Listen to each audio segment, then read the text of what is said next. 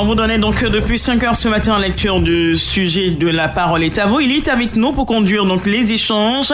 Abou Sila, bonjour. Estella Soumou, bonjour. Madame, monsieur, bonjour. 11 874 agents bientôt recrutés à la fonction publique. La ministre Anne-Désirée Ouloto a lancé mardi 372 concours administratifs. La ministre en charge de la fonction publique en a profité pour annoncer les réformes pour mettre fin au parrainage et à la corruption. Que vous inspire cet engagement de la ministre Anne-Désirée Ouloto à assainir les concours en Côte d'Ivoire? Eh bien, nous vous attendons au 27 20 21 44 48, 27 20 24 27 87. Le débat aussi ouvert sur notre page Facebook. Radio Côte d'Ivoire en un seul mot. Vous pouvez nous suivre en direct sur le bouquet Canal Plus 511. Clémence Kona est au standard. Je suis Abou Sila. Bonjour et bienvenue à La Parole est à vous. Il est en Zangouanou, c'est à 25 km de Béoumi, le premier à intervenir ce matin. Kwaku Amani, bonjour à vous. Bonjour, je suis Abou Sila. Alors, la ministre a été claire, elle a annoncé des réformes pour mettre fin au parrainage et à la corruption. 11 874 agents bientôt engagés à la fonction publique. Quel commentaire? Oui, M. Abou Sila. Je prends la parole parce que depuis un certain temps, les concours sont devenus monnaie courante, c'est-à-dire vendus. Or, dans un pays, pour que le développement amorce avec tout ce que le gouvernement fait comme effort, il faudrait que la compétence soit mise en œuvre. Ainsi donc, tout mon souhait est que les 11 800 places démontrent que la compétence sera de mise au niveau de la fonction publique. Donc il faut... Alors, qu'est-ce que je souhaite précisément? Il faudrait que les enfants, les candidats qui vont concourir, ceux qui auront les meilleures notes, soient retenus quelle que soit leur appartenance ethnique, leur région, leur ethnie ou leur parti politique. Très bien compris, monsieur. Parce que... On n'y peut rien sauf le développement réel du pays pour la réussite effective de la population et démontrer en face de cette population et du monde que le gouvernement est résolument engagé pour la bonne gouvernance.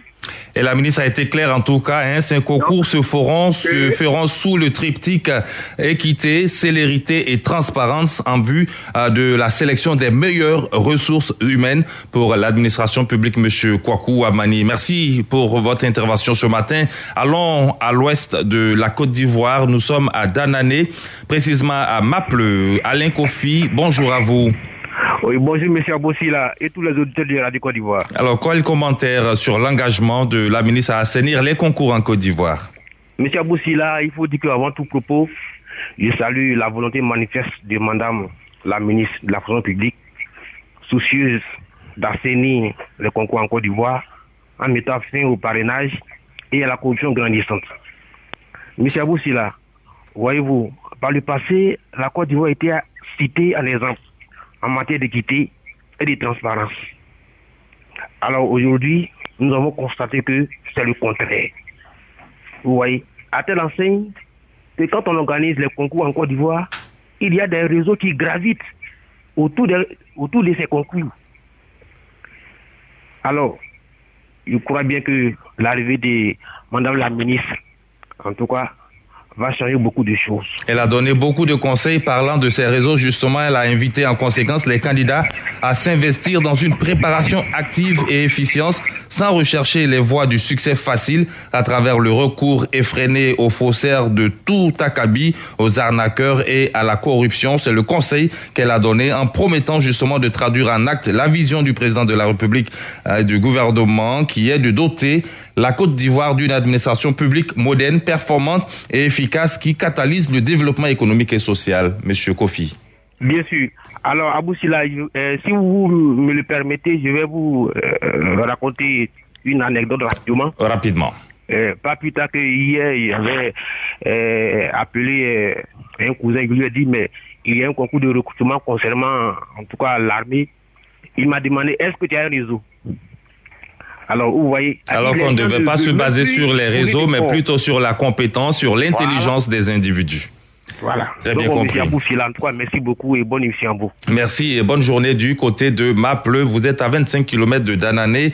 On souhaite aussi que les candidats, les futurs candidats se fassent confiance, partent avec leur bagage intellectuel afin de pouvoir être parmi ces 11 874 postes budgétaires qui sont prévus pour 372 concours administratifs au titre de l'année 2021. 27 20 21 44 48. Nous sommes toujours dans l'ouest du pays, cette fois à Saint-Guinet, d'où nous appelle Conan Brou. Monsieur Conan, bonjour. Oui, bonjour, monsieur Aboussila. La parole est à vous. Oui, c'est une très bonne décision. Mais comme je le dis, une chose est de dire, l'autre est de le faire. La ministre a pris une décision. Je prie que l'État lui donne tout pouvoir afin qu'elle puisse l'exercer ou bien l'appliquer sans intervention. Mais je pense qu'on connaît un peu quand même la détermination de la ministre Anouloto. Vous l'avez vu à la salubrité, comment elle était sur le terrain. Et je pense que si elle est venue pour assainir le milieu au niveau de la fonction publique et la modernisation de l'administration, je pense que c'est faisable. Elle peut le faire, n'est-ce pas? Oui, c'est faisable. Au niveau de la salubrité, ici, tout à l'heure, voici une maison qu'on doit casser. Tu sautes et puis tu casses l'eau. Tout le monde voit. Mais pour le concours, qui sait qui a eu, qui n'a pas eu? Comment est-ce que, quand on le fait pas, comme on appelle aussi, un écran direct pour qu'on puisse savoir quels sont les candidats qui ont réellement eu. Bon, elle a décidé, par exemple, de présider tout le processus et une coordination centrale présidée par le directeur général de la fonction publique encadrera l'ensemble du processus ainsi que les acteurs impliqués dès l'étape des inscriptions en ligne et puis un collège de supervision intégrant les préfets et les directeurs régionaux des localités centres de composition veillera partout au bon déroulement des compositions, des délibérations et surtout de la proclamation des résultats. Vraiment, M. Aboussila, c'est le souhait comme on appelle, d'un enfant de pauvre pour voir sa chance être au même niveau que les autres. Et ce qui me donne un peu l'assurance, c'est le nouveau ministère qu'ils ont créé, géré par le ministre Zorobi Epiphane Balo, le ministère de la bonne gouvernance et de l'anticorruption. Vraiment, ça fait que j'ai un peu, parce qu'il faut s'accorder toujours le bénéfice du doute, j'ai un peu espoir que cela puisse porter, qu'on lui donne véritablement les chances que la Côte d'Ivoire puisse aller de l'avant. Mais bonne émission à vous et puis bonne fête d'anticipation. Faites des paix d'anticipation à tous les pères de la Côte d'Ivoire. Merci beaucoup, monsieur Conan Brou, depuis Saint-Guinet. Bonne fête à vous également par anticipation. 27 20 21 44 48. Il était avec vous à Saint-Guinet. Il est maintenant à Abidjan, à la rivière Assiette. Grégoire Yao Conan, bonjour à vous. Bonjour, monsieur Aboussila. Sur notre page Facebook, vous dites que c'est ce qui doit être, mais une chose est de dire et l'autre est de faire. Si on ne donne pas tous les moyens à la ministre, je pense que ce n'est pas grand, vous dites. Effectivement, il faut rendre à César ce qui est à César. Aujourd'hui, il y a certains pays qui ont des postes ministériels dénommés ministère de l'égalité des chances. Voilà, je crois que cette pratique doit être promue en Côte d'Ivoire pour que vraiment tous les Ivoiriens soient logés à la même enseigne. Surtout au niveau des concours administratifs comme professionnels.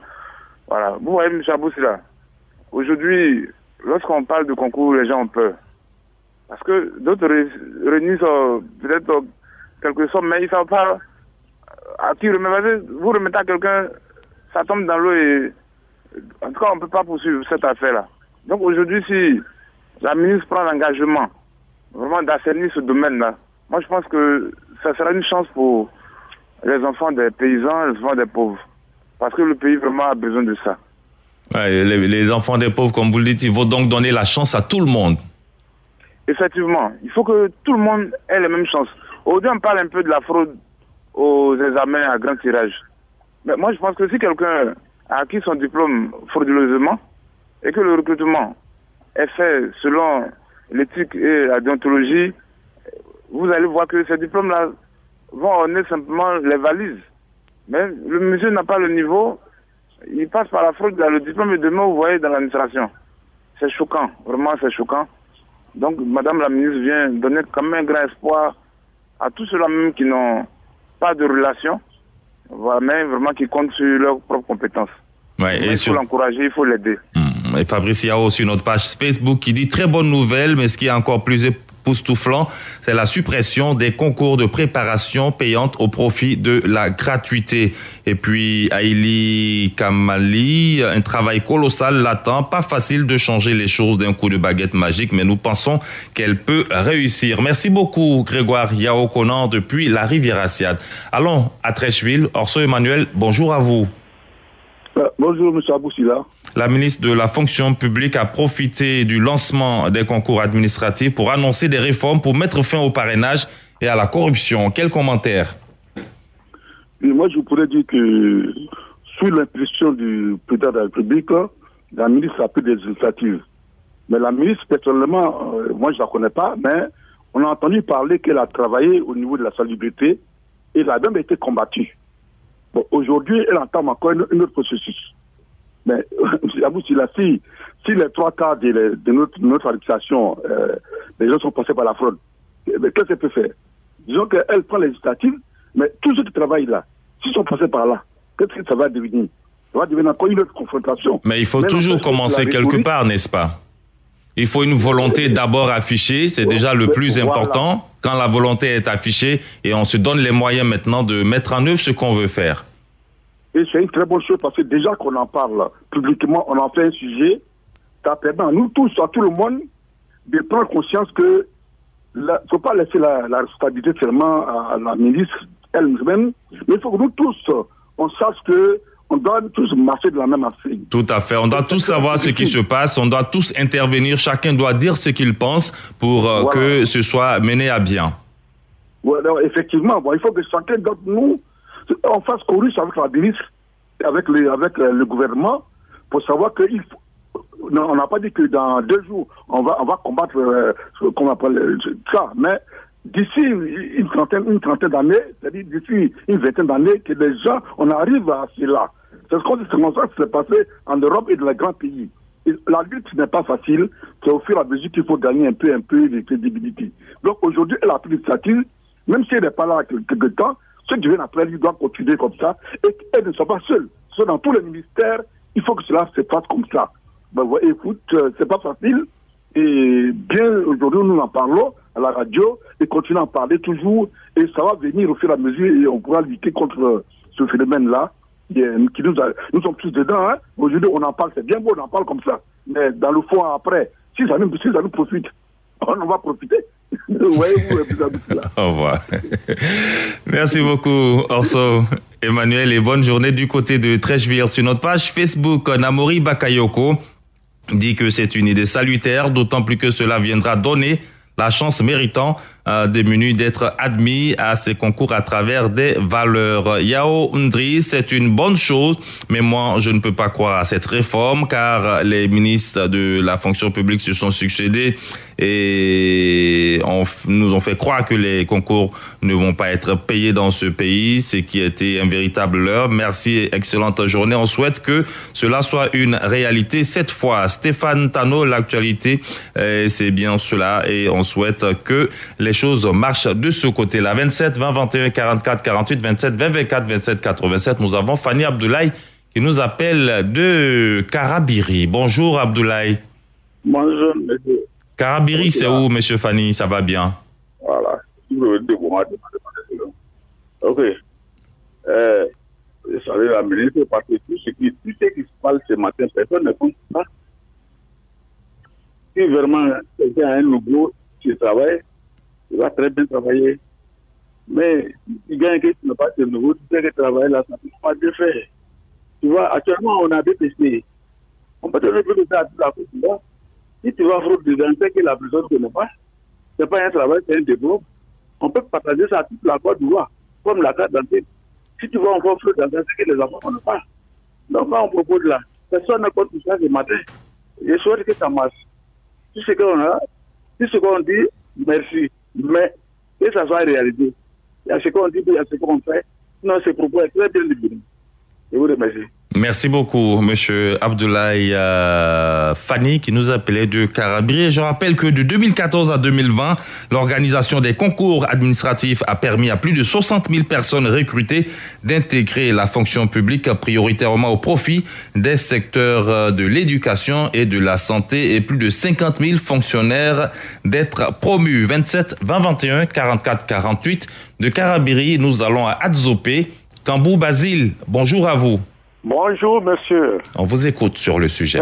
Je suis très heureux de suivre votre émission. Nous sommes heureux de vous avoir en direct également. Je voudrais dire déjà merci à Mme Anne Loto qui fait main de pied pour assainir notre administration. En fait, cette histoire de parrainage a mis nos enfants dans la rue. Comme vous pouvez penser que quelqu'un qui a eu BTS, mes enfants ont eu BTS, 6 enfants BTS, ils s'en vont passer le concours d'entrée à l'enseignement, au CAFOP, mais personne n'est admis. Peut-être qu'ils n'avaient pas le niveau. Ah, mais ils ont BTS au moins. Oui, avoir BTS, ça c'est une chose, et avoir le concours de l'autre côté, c'est une autre chose. Là-bas, c'est pas un examen, c'est un concours. Oui, je suis d'accord. Mais lorsque un responsable de ce pays vient me dire, Kamo, il faut que tes enfants-là soient dans les partis. Et si ils sont dans les partis, ils sont actifs dedans, en ce moment-là, on peut les mettre sur les listes pour pouvoir réussir à des examens. Alors, vraiment, ça montre que c'est le parrainage. Si tu ne connais personne, tes enfants ne feront pas quelque chose. Et voilà, c'est aujourd'hui là, ce que Anne Loto a dit.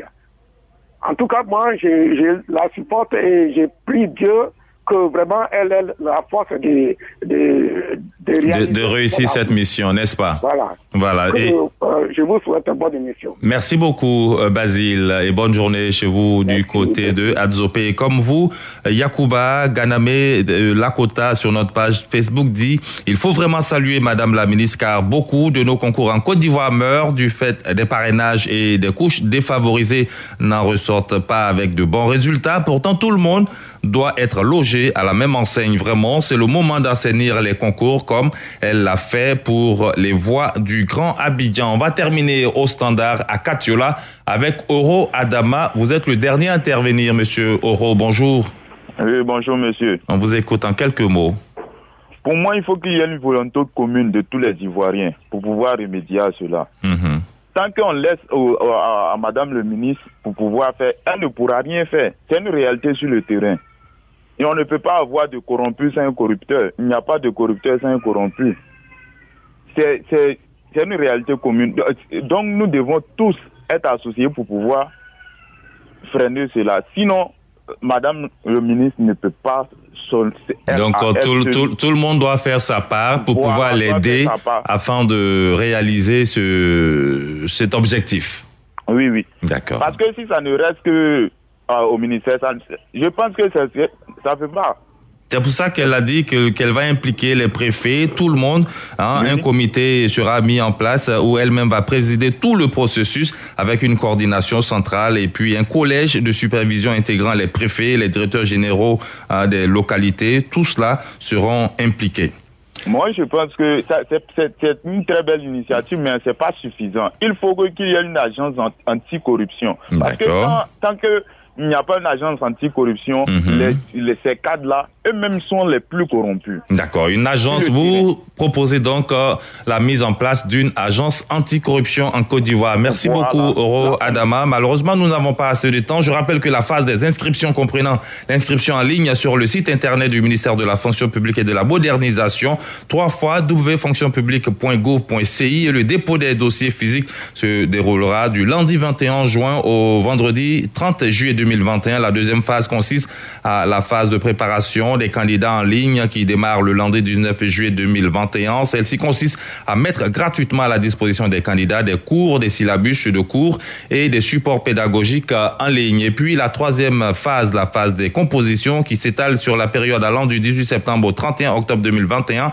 va se dérouler tous les samedis et dimanches, compris dans l'intervalle. Et la quatrième étape, la phase de délibération et de publication des résultats, se fera en 4 séquences, les vendredis 8 et 29 octobre 2021 et les vendredis 12 et 26 novembre 2021. Pour la session, les compositions vont se dérouler dans les villes d'Abengourou, Bandoukou, Boaké, Daloa, Gagnoa, Mankorogo, San Pedro et Yamoussoukro, portant ainsi à 10 les localités accueillant l'essentiel de l'organisation des concours. La parole est à vous aujourd'hui, c'est terminé. On se retrouve la semaine prochaine, demain vendredi. Radio Côte d'Ivoire, Abidjan, 88.fm.